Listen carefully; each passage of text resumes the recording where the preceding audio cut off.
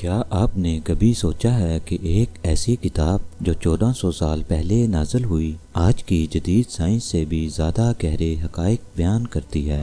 کیا یہ ممکن ہے کہ ایک صحرا میں بسنے والے نبی کریم صلی اللہ علیہ وآلہ وسلم کے پاس کائنات، خلا، انسانی تخلیق اور سمندروں کی گہرائیوں کا ایسا علم ہو جو 20ویں صدی کے سائنسدانوں نے لاکھوں ڈالر کے آلات سے دریافت کیا؟ یہ محض اتفاق نہیں بلکہ یہ قرآن کے عظیم معجزات ہیں۔ Welcome to AKB TV۔ ناظرین، قرآن صرف نماز اور روزے کی ہدایت دینے والی کتاب نہیں بلکہ یہ انسان کو سوچنے، سمجھنے اور تحقیق کی دعوت دیتی ہے۔ قرآن کریم میں اللہ تعالیٰ نے ایسے علمی اشارے رکھے ہیں جنہیں صدیوں بعد سائنس نے دریافت کیا، اور ہر دریافت کے بعد سائنس جھک گئی کہ واقعی یہ کسی انسان کا کلام نہیں۔ قرآن کریم وہ کتاب ہے جو اخلاق، عقیدہ اور علم تینوں کا حسین امتزاج ہے۔ آج کی ویڈیو میں ہم 9 ایسی جدید سائنسی حقیقتوں کی بات کریں گے جنہیں قرآن کریم نے 1400 سال پہلے بیان کر دیا تھا۔ سب سے پہلے ہم بات کریں گے بگ بینگ تھیوری کی۔ آج کی جدید سائنس کہتی ہے کہ تقریباً 13.8 ارب سال پہلے کائنات ایک انتہائی گھنے اور گرم نقطے سے پھٹی جسے ہم بگ بینگ تھیوری کہتے ہیں۔ یہ نظریہ 20ویں صدی میں پیش ہوا، مگر قرآن کریم میں 1400 سال پہلے اللہ تعالیٰ نے سورۃ الانبیاء کی ایک آیت میں فرمایا، جس کا مفہوم ہے کہ کیا کافر نہیں دیکھتے کہ آسمان اور زمین بند تھے، پھر ہم نے انہیں پھاڑ کر الگ کر دیا۔ یہ آیت لفظ رت کا استعمال کرتی ہے جس کے معنی ہے بند چیز یا ایک جڑی ہوئی حالت، اور پھر ففتقناہما یعنی ہم نے انہیں پھاڑ کر جدا کر دیا۔ یہ الفاظ لفظی طور پر بگ بینگ کے عمل کی مکمل تصویر کھینچ دیتے ہیں۔ ایک وقت میں جب لوگ زمین کو کائنات کا مرکز سمجھتے تھے، قرآن کریم نے بتایا کہ آسمان و زمین ایک ہی مادے سے بنے ہیں اور پھر اللہ تعالیٰ کے حکم سے الگ ہوئے۔ کیا کوئی عام انسان بغیر علم فلکیات، بغیر ٹیلیسکوپ یہ بات 1400 سال پہلے بیان کر سکتا تھا؟ ایسا ہرگز بھی ممکن نہیں۔ اب ہم بات کریں گے قرآن کریم میں موجود دوسرے معجزے کی۔ ناظرین، آپ جانتے ہیں کہ جہاں ایک آغاز ہوتا ہے وہاں ایک انجام بھی ہوتا ہے۔ سائنسدان کہتے ہیں کہ جیسے کائنات پھیل رہی ہے، ایک دن یہ واپس سکڑ جائے گی جسے بگ کرنچ کہا جاتا ہے، یعنی وہی کائنات جو بینگ سے پھٹی تھی ایک دن دوبارہ کرنچ ہو کر سمٹ جائے گی۔ قرآن کریم نے اس تصور کو سورۃ الانبیاء کی آیت نمبر 104 میں واضح الفاظ میں کہا، جس کا مفہوم ہے کہ جس دن ہم آسمان کو ایسے لپیٹ دیں گے جیسے ایک کاتب لکھا ہوا صحیفہ لپیٹ دیتا ہے۔ یہ محض ایک آیت ہی نہیں بلکہ کاسمک کولیپس کی سائنسی تصویر ہے۔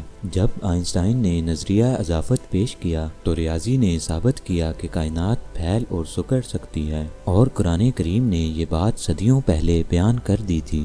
دوستو، اب ہم بات کرتے ہیں معجزہ نمبر 3 کی، جو ہر انسان کے اپنے وجود میں چھپا ہے، یعنی تخلیق انسان۔ قرآن کریم سورۃ المومنون کی آیت نمبر 12 اور 14 میں کہتا ہے، جس کا مفہوم ہے کہ ہم نے انسان کو مٹی کے نچوڑ سے پیدا کیا، پھر اسے نطفہ بنا کر ایک محفوظ جگہ رکھا، پھر نطفے کو جمے ہوئے خون یعنی علقہ میں بدلا، پھر علقہ کو گوشت کے لوتھڑے یعنی مضغہ میں بدلا۔ یعنی تخلیق انسان کے یہ 4 مراحل قرآن کریم میں بیان کیے گئے ہیں۔ جدید سائنسدان کیتھ مور، جو کینیڈا کے معروف ایمبریالوجسٹ ہیں، کہتے ہیں کہ قرآن کریم کی یہ وضاحت حیران کن حد تک درست ہے۔ انہوں نے مزید کہا کہ محمد رسول اللہ صلی اللہ علیہ وآلہ وسلم ایک عام انسان نہیں ہو سکتے، کیونکہ اس دور میں اس علم کا کوئی ذریعہ نہیں تھا۔ آج جب ہم جانتے ہیں کہ ابتدائی جین بالکل ایک جون کی طرح ماں کے جسم سے چپکا ہوتا ہے، یہی قرآن کریم کا لفظ علقہ بیان کرتا ہے۔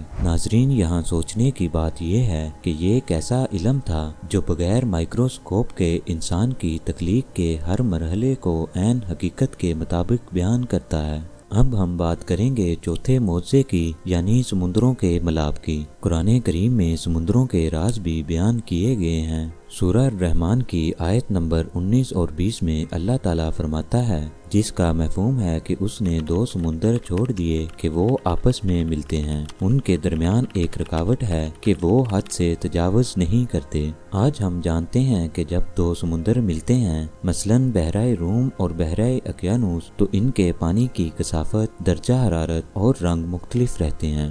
یہ پانی ایک دوسرے میں مکمل طور پر نہیں گلتا، بلکہ ایک انویزیبل بیریئر کے ساتھ بہتا رہتا ہے۔ جدید سائنس نے اسے کنفلوئنس آف سیز کہا ہے، لیکن قرآن کریم نے اسے برزخ یعنی ایک قدرتی رکاوٹ کے طور پر بیان کیا۔ کیا نبی کریم صلی اللہ علیہ وآلہ وسلم نے یہ سب کسی سمندری مہم میں دیکھا تھا؟ اس کا جواب ہے کہ نہیں، بلکہ یہ وہ علم تھا جو اللہ تعالیٰ نے وحی کے ذریعے آپ صلی اللہ علیہ وآلہ وسلم کو عطا فرمایا۔ اب ہم بات کریں گے معجزہ نمبر 5 کی۔ ناظرین، کیا آپ جانتے ہیں کہ انسان کو درد کا احساس دراصل دماغ نہیں بلکہ جلد دلاتی ہے؟ یہ دریافت صرف چند دہائیاں پہلے ہوئی جب سائنسدانوں نے پین ریسیپٹرز کی موجودگی کا پتہ لگایا، لیکن قرآن کریم نے سورۃ النساء کی آیت نمبر 56 میں فرمایا، جس کا مفہوم ہے کہ جب ان کی کھالیں جل جائیں گی تو ہم انہیں نئی کھالیں دیں گے تاکہ وہ عذاب کا مزہ چکھتے رہیں۔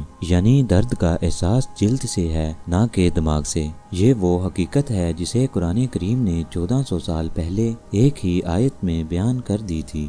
یہ بات ہرگز ممکن نہیں کہ کوئی انسان اس وقت یہ طبی حقیقت جان سکتا، مگر اللہ تعالیٰ جانتا تھا، کیونکہ وہی خالق حقیقی ہے۔ اب ہم بات کریں گے معجزہ نمبر 6 کی، یعنی سمندروں کی اندرونی لہریں، جنہیں دا انٹرنل ویوز بھی کہا جاتا ہے۔ سمندر کے نیچے ایسی لہریں موجود ہیں جو زمین کی سطح سے نہیں بلکہ گہرائیوں میں بنتی ہیں۔ یہ لہریں ڈینسٹی ڈفرینس کی وجہ سے بنتی ہیں، جب گہرے پانی اور اوپر کے پانی کی ڈینسٹی مختلف ہوتی ہے۔ یہ دریافت 20ویں صدی میں ماہرین بحریات نے کی، مگر قرآن کریم نے سورۃ النور کی آیت نمبر 40 میں فرمایا، جس کا مفہوم ہے کہ سمندر کے اوپر لہریں ہیں، ان کے اوپر لہریں ہیں اور ان کے اوپر بادل ہیں۔ یہی وہ انٹرنل ویوز ہیں جنہیں آج سائنسی آلات سے دیکھا گیا، لیکن نبی کریم صلی اللہ علیہ وآلہ وسلم کے دور میں نہ سب مرین تھی، نہ سینسر اور نہ ہی کسی قسم کی لیبارٹری موجود تھی۔ سوچنے کی بات یہ ہے کہ پھر یہ علم کہاں سے آیا؟ اس سے یہ بات ظاہر ہوتی ہے کہ یہ کسی انسان کا نہیں بلکہ اللہ تعالیٰ کا علم ہے،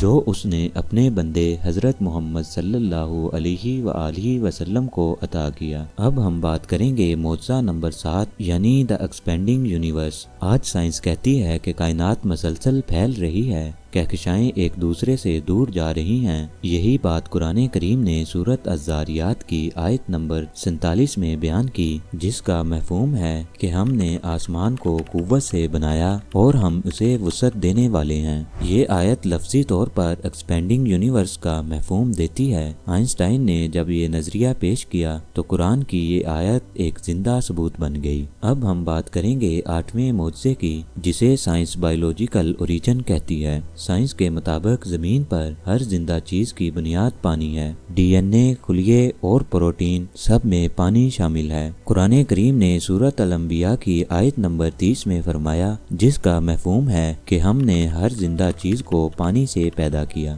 یہ آیت بایولوجیکل اوریجن کی بنیاد ہے، کیونکہ پانی کے بغیر زندگی ممکن نہیں۔ اب ہم بات کریں گے 9ویں یعنی آخری معجزے کی، جو کہ خلا میں توازن کے بارے میں ہے۔ سورۃ الانبیاء کی آیت نمبر 33 میں اللہ تعالیٰ ارشاد فرماتے ہیں، جس کا مفہوم ہے کہ وہی ہے جس نے رات اور دن، سورج اور چاند بنائے اور یہ سب اپنے اپنے مدار میں تیر رہے ہیں۔ آج ہم سب جانتے ہیں کہ سورج، زمین اور سیارے سب اپنے مخصوص مداروں میں حرکت کرتے ہیں۔ یہ آیت آربیٹل میکینکس کی بنیاد ہے، جو آج کی اسپیس سائنس کی جڑ ہے۔ ناظرین، قرآن کریم صرف ایک مذہبی کتاب نہیں بلکہ یہ کائنات کی زبان بولتی ہے۔ یہ بتاتی ہے کہ علم اور ایمان ایک دوسرے کے مخالف نہیں بلکہ علم ہی ایمان کی گہرائی کو بڑھاتا ہے۔ قرآن کریم کی ہر آیت، ہر لفظ ایک دعوت ہے کہ دیکھو، سوچو اور پہچانو۔ قرآن کریم میں اللہ تعالیٰ ارشاد فرماتا ہے کہ ہم انہیں اپنی نشانیاں آفاق میں اور ان کے نفسوں میں دکھائیں گے، یہاں تک کہ ان پر ظاہر ہو جائے کہ یہی ہی حق ہے۔ یہی قرآن کریم کا وعدہ ہے کہ سچ ہمیشہ ظاہر ہوگا چاہے وقت کتنا ہی لگے۔ اور آج جب جدید سائنس ایک کے بعد ایک حقیقت دریافت کرتی ہے تو ہر بار ایک ہی صدا گونجتی ہے کہ قرآن کریم اللہ تعالیٰ کا ہی کلام ہے جو ہر چیز کا علم رکھتا ہے۔